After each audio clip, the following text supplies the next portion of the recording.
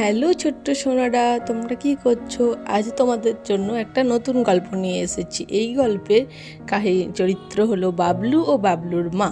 বাবলুর মা সকালেই পোষ্যকে নিয়ে মর্নিং ওয়ার্কে গেছে, আর এইদিকে বাবলু বার্গার নিয়ে ছুটতে ছুটতে আসছে। তখন মা বলল, বাবলু চলো আজ তোমাকে একটা নতুন জায়গা নিয়ে যাই। বন্ধুরা, তোমরা নিশ্চয়ই ছোটবেলায় সেই জায়গায় সবাই গেছো, চলো দেখি।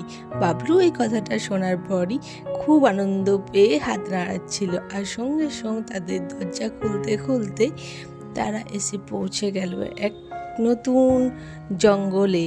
এখানে হলো প্রচুর হাতি একসাথে দলবদ্ধভাবে হাঁটাহাঁটি করছিল, আর একটা হাতি বসে জল খাচ্ছিল।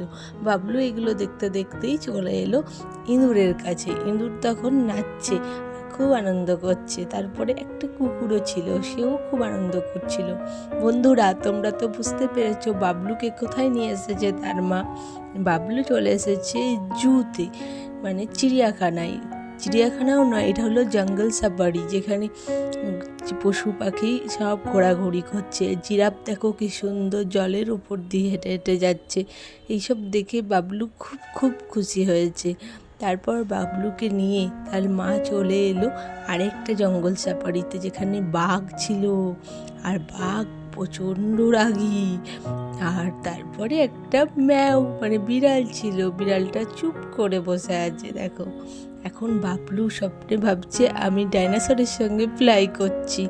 বাবলু এত খুশি, সারাদিন দেখতে দেখতে এখন সন্ধে ঘনিয়ে এসেছে। বাবলুর এখন ফেরার টাইম। তো মা বলল, চলো আমরা একটু বনফায়ারের কাছে বসে আনন্দ করে আমাদের দিনটা শেষ করি। এবং বাবলুর মাকে অনেক ভালোবাসা দিল। ছোট্ট বন্ধুরা, তোমাদের যদি ভিডিওটা ভালো লাগে লাইক করে জানিও।